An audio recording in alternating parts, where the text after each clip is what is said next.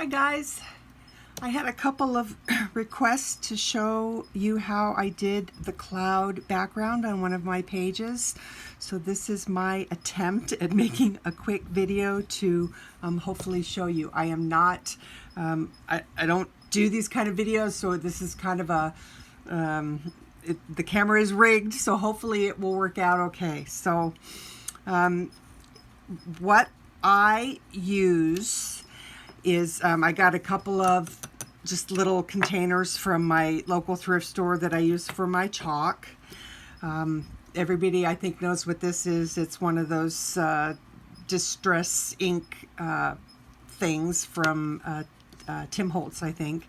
And then these are just stamps, little rubber stamp thingies that I have actually not glued, but stuck the sticky Velcro onto the ends, just like that. And then this is just felt. It's just craft felt that I cut in a little circle, and it sticks right on that that Velcro real nice. So these are nice to get into small little areas when you're doing the chalk pastels. I'm going to use this one because I really like that size the best.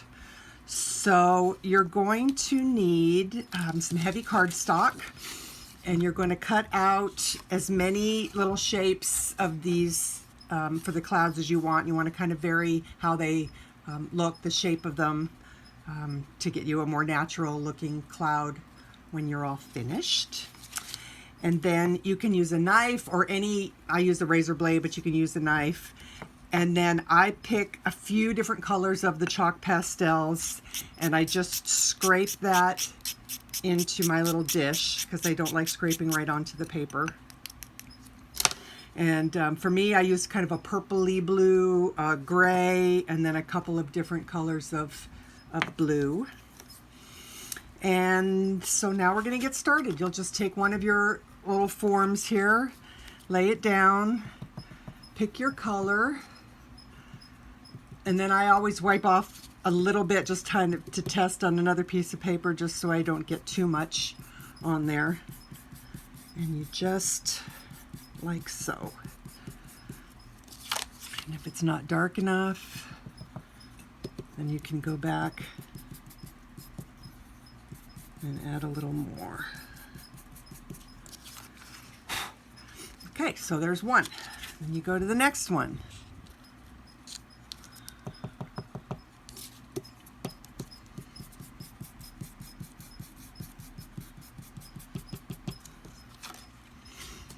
Okay, and the next one, and you can also, vary your angles. You don't have to always go straight across.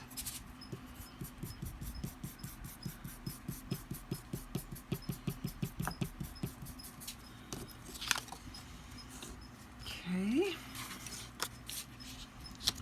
and the next one, I'll use a little purple.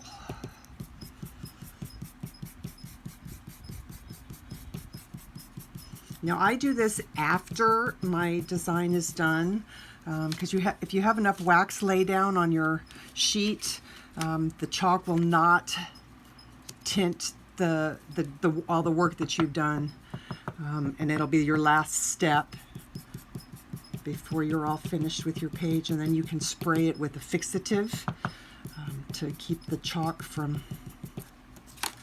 Okay, cool. So once you get that done, then I take a kneaded eraser and I just tap on the tops of the peaks.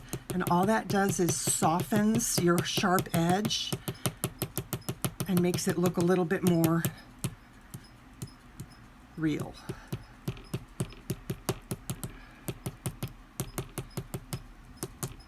Yeah, I don't know how well you can see this with the camera.